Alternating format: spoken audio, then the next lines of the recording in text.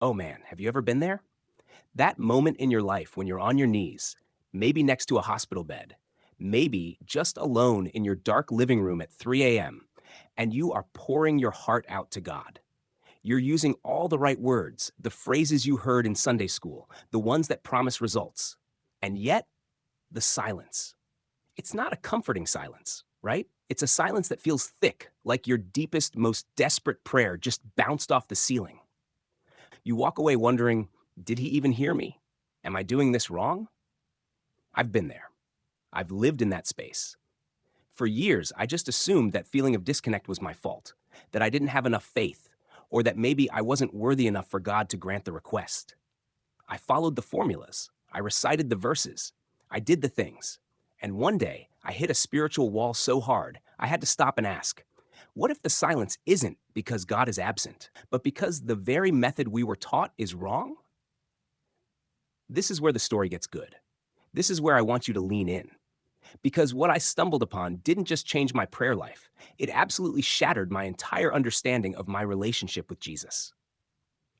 It's the hidden key, the original instruction manual that for 2,000 years was buried because it was too powerful, too freeing, and frankly, too threatening to the status quo. I was reading through Matthew 6, the Sermon on the Mount, and I hit the passage about prayer. We've all heard it, right? Jesus says, "And when you pray, do not heap up empty phrases as the Gentiles do, for they think that they will be heard for their many words." I'd read that verse 100 times. But this time, it was like a lightning bolt hitting my soul. I had to stop and check the original Greek. The phrase, heap up empty phrases, it's the Greek word batologio.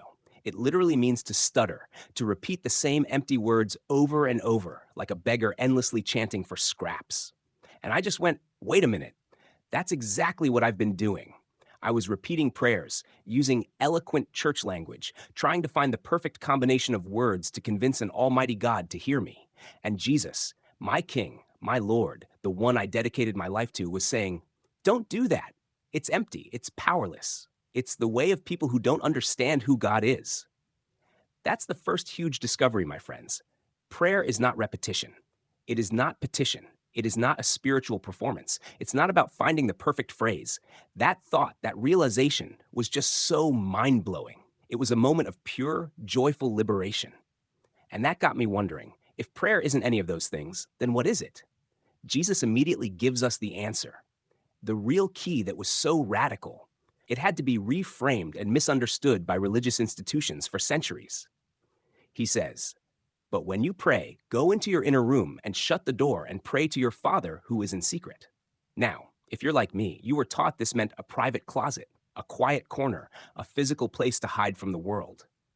But come on, Jesus was a mystic, a poet. He didn't just preach to the body, he spoke to the soul. I realized this isn't about geography. It's about consciousness. The inner room is the secret chamber of your own being. It's the sanctuary inside your heart, your mind, your very soul, where no external rule, no doctrine, no priest, no pastor can reach. Think about that for a second. Jesus is telling you, the individual, that you don't need a building to house God because you are the Holy of Holies. This truth completely inverts the common narrative. For centuries, the access point was outside of us, through a mediator, a ritual, a sacred building. Then Jesus came, and with his death, the Bible tells us the veil of the temple was torn from top to bottom, not by human hands, but by divine authority. That was the cosmic signal that direct access had been granted. The Holy of Holies, the place where God resided, was no longer restricted to one sacred room. It was made available to everyone, everywhere, and specifically inside you. When I finally connected those two dots, stop the empty words and go into your inner room, I realized the true reason our prayers felt like they were bouncing off a ceiling. It wasn't because God was distant.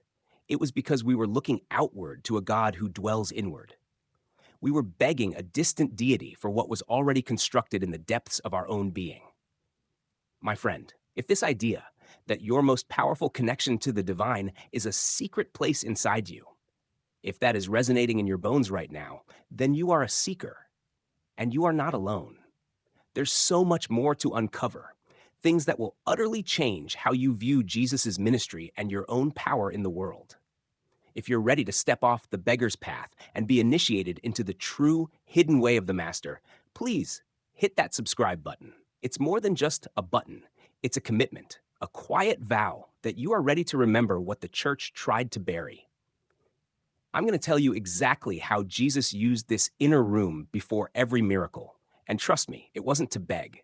We're going to dive into the shocking truth of why religious authorities absolutely terrified this concept, both then and now. So stick with me, because what Jesus was doing before he raised the dead, before he healed the sick, it was pure alignment. And that is where the real power is found. The realization that my prayers were fundamentally flawed, that the words I was carefully choosing were, to borrow Jesus' term, batologio, empty repetitions. It was a joyous and yet deeply challenging moment. The feeling was like, holy moly, the whole time I thought I was being righteous, I was actually practicing the opposite of what Jesus commanded. But that was just the beginning. The real mystery lay in what Jesus did next. If he wasn't using prayer to convince God, what was he using it for? Think about Jesus' life. His ministry was a whirlwind of power, feeding thousands, calming storms, casting out demons, raising the dead. But if you read the Gospels with new eyes, the eyes of a seeker, not a passive consumer, you notice an extraordinary pattern. Before every major act of divine power, before every earth-shattering miracle, Jesus withdrew to pray. We often read those passages and assume he was going off to beg the Father to give him the power to heal or to plead with God to feed the hungry crowd. But stop and use your God-given logic for a moment, my friend. The Father knows what you need before you ask him. Jesus himself taught us this. So if the Father already knew the needs of the crowd, the illness of the leper, the status of Lazarus, what exactly was Jesus' prayer accomplishing? It wasn't information transfer. It wasn't persuasion. It was alignment. Imagine the human side of Jesus, the part walking in dusty sandals, facing the resistance and doubt of the world. Prayer was his way of going into that inner room, shutting the door to the world's noise, and completely syncing up his human will with the divine will. He wasn't praying, "Please God, let me heal this guy." He was settling into a state of knowing, a complete unity with the Father, where he was so aligned that his actions became the manifestation of God's intention on earth. He didn't just align with what the Father was doing. He became what the Father was doing. This is the core of the sacred rebellion that the religious authorities feared then, and that the modern religious industrial complex still unconsciously fears today. Look at the actions of Jesus as he walked the earth. When he touched the leper, and that touch instantly cleansed the man, that wasn't just a touch, that was prayer in motion. When he forgave the woman caught in adultery, extending compassion rather than judgment, that was the embodiment of the Father's love. That was prayer. When he fed the hungry, blessed the children, washed his disciples' feet, every single act of service, every moment of compassion was his continuous, living prayer. The ultimate radical inversion is this.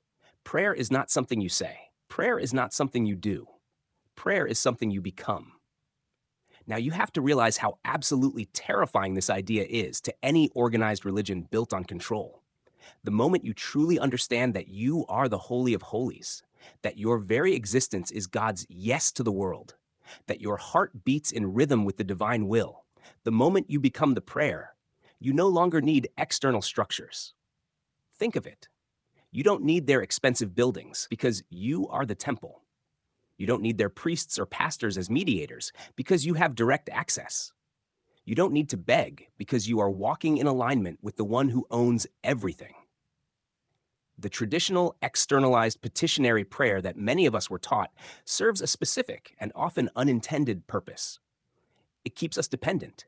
It keeps us looking up, reaching out, and walking back to the institution week after week to fundraise, to submit, and to seek validation. They taught you God was distant because they needed you to believe you were unworthy. They needed you to believe that you needed their permission to access the divine. But Jesus taught the absolute opposite.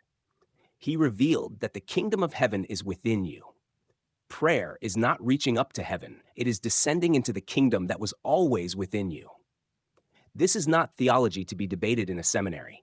This is a living experience waiting to be claimed. This is the truth that has been carried by the hidden ones for 2 millennia. the Gnostics, the mystics, the contemplatives who found God in the silence rather than the sermons. They were persecuted, they were banned, but they preserved the inner teachings that you are listening to right now. Amazing. My friend, if something in you is resonating right now, if you feel this truth burning in your bones, that's your spirit recognizing counterfeit spirituality and awakening to your birthright. You were never meant for spiritual mediocrity, sitting passively while others perform rituals for you. You were meant for direct encounter, for the complete, radical, and dangerous freedom of being a living prayer. This journey of discovery, this realization that your life is meant to be a continuous, sacred act of service and embodiment, it requires commitment. If this path is calling to you, if you are ready to join this sacred rebellion and truly walk as Jesus walked, then you need to commit to finding the deeper truth. Tap that subscribe button right now. Declare in the comments, I am awakening. This isn't just about the numbers. It's about scattering the seeds and telling the universe, send this light to the seekers. We're about to move from theory to complete embodiment, the final step that transforms belief into being. Stay with me, because the last key will seal this initiation and launch you into your true destiny. We've peeled back the layers. We've moved past the empty chatter of petition and the flawed idea that God is a distant, grumpy father who needs to be convinced to love you. We've established the core truth. The way Jesus taught to pray was the way of alignment, a state of being where the human will is fully synced with the divine will. When you achieve that perfect alignment in your inner room, your life itself becomes a miracle in motion. But how do we maintain that alignment? How do we live this prayer without ceasing, the continuous communion that the Apostle Paul spoke of? It's a beautiful question, one that every mystic, every saint, every awakened soul has grappled with. And the answer is the final, most profound revelation that was preserved by the hidden ones. It is the prayer of recognition. Think back to the moments in your life when you felt most whole, most aligned, most at peace. I bet those moments weren't while you were begging for something. They were moments of pure presence, watching a sunset, holding a newborn baby, or simply breathing in the stillness after a storm. In those moments, you weren't trying to get God's love. You were simply recognizing that love was already there, that it was the very fabric of your reality.